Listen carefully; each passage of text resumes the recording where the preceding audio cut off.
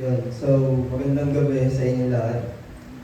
So, alam mo matagal na yung readings na to. So, bago ba? So, matagal na yung readings na to talaga. So, narinig natin sa gospel, yung tungkol dun sa dalawang babae na si Maria at si Martha. Kung saan makikita natin yung kaibahan nilang dalawa. Sabi sa verse 40 to 42, alalang-alala si Martha sapagkat kulang ang kanyang katawan sa paghahanda. Kaya lumapit siya kay Jesus at ang wika niya, Panginoon, sabihin nga po ninyo sa aking kapatid, tulungan naman ako. Ngunit sinagot siya ng Panginoon, Martha, Martha, naliligalig ka at abalang-abala sa maraming bagay. Ngunit isa lamang ang talagang kailangan. So, dito makikita natin na nagre-reklamo si Martha kay Jesus na siya lang lahat yung gumagawa mula nung dumating sila Jesus sa kanilang bahay. Na nagre-reklamo siya na hindi siya tinutulungan ng kanyang kapatid. Kayo ba? Naranasan niyo ba yung ganitong senaryo? Yung kahit hindi sa bahay. Example na lang is yung sa school. Now, pag mayroon kayong project or research, kayo lang yung gumagawa. Na minsan, naka-question nyo sila na, or nagsusumbong din kayo sa mga prof nyo. Ma'am, sir, bakit po ako lang yung gumagawa? May grades din po ba yung iba? Kahit wala silang ginagawa. Ano yung naramdaman nyo nung time na yun? Katulad ba kayo ni Martha na nagsumbong or nagreklamo na bakit hindi kayo tinutulungan? What do you think? Ano ba yung kailangan natin? Ano ba yung nakita ni Maria na hindi nakita ni Martha? Siguro yung hindi nakita ni Martha kay Maria is yung masyado siyang nag-focus dun sa ginagawa niya. Hindi niya napansin na nagtuturo or nagtuturo si Jesus nung pagdating na yun. Na agad umupo si Maria pagdating ni Jesus. Umupo agad si Maria sa paa ni Jesus para makinig. So ano ba yung mensahe ng gospel natin ngayon?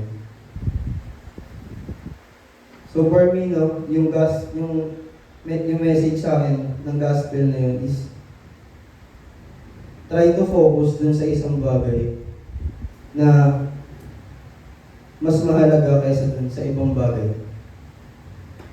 Kasi merong times na sa sobrang dami mong ginagawa, nakakalimutan mo na kung saan ka dapat mag-focus. Let me share to you my experience kung paano ako naging aligaga or nawala sa focus. Naalala ko yung time na rumispondi kami dun sa Taan Pugo. Parang si Martha ng time na yun. Since bago pa lang kami nun, parang kaming ay di ako lang pala. Parang aligaga na sobra. Kasi hindi ko alam kung anong gagawin ko. Parang instead na tumulong ako dun sa bakit relay, parang nakikigulo pa ako dun sa mga padahan-dahan ng mga tao. Then after nun, nasita ako ng officer namin na bakit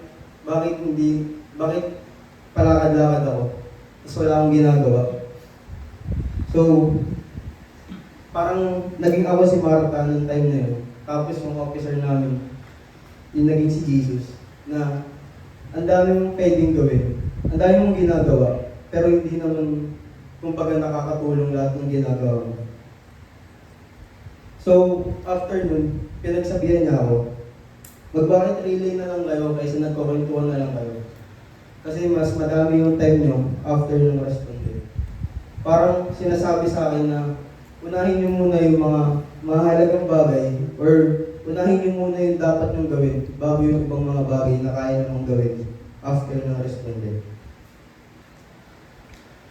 So, parang yung lesson sa akin is, yun nga, mas mag-focus ka sa isang bagay kaysa dun sa ibang bagay na alam mong ginagawa mo pero hindi naman siya kumbaga worth it na unahin.